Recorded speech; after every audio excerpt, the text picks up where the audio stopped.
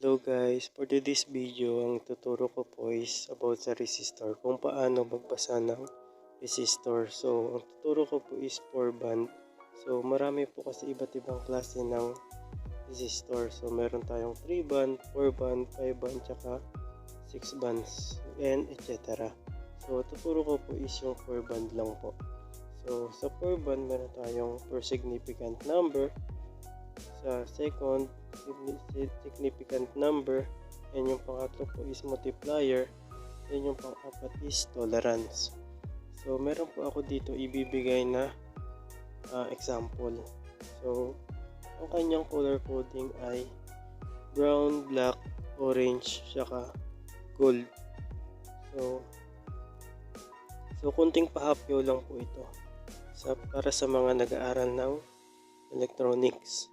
Konting pahapyaw lang dahil gagawin ko rin siya ng video habang nag-aaral pa din ako sa mga iba't ibang bahagi sa larangan ng electronics.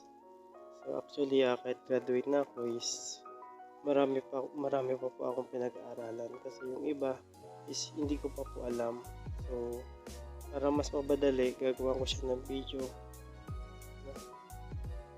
And yun po, yung second is significant number, yung pangatlo is multiplier,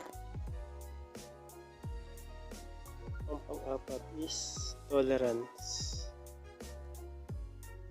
So sa bawat kulay na yan meron yung digit. So yung brown is 1, yung black is 0, yung orange is 3, bali tatlong 0 yan, bali yung 10 is multiply nyo lang po siya sa 1K, a total of 10K kilo ohms. So pwede nyo rin siyang adding 0 na lang. So bibilang lang kayong tatlo, 1, 2, 3, yan naging 10K kilo ohms. And yung tolerance po is gold, positive, negative 5%. Ngayon, iti-tester ko po siya para makita nyo. So, una is calibrate nyo muna yung tester. Kailangan nakakalibrate siya sa 0. Select nyo siya sa 1K. Calibrate muna. Then, pag nakalibrate, saka nyo susukatin yung resistor. Kailangan tatama siya doon sa 10.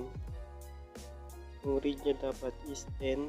Multiply nyo siya 1K para maging 10K kilo ohms.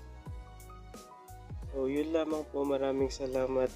Kita-kits for the next video. Bye!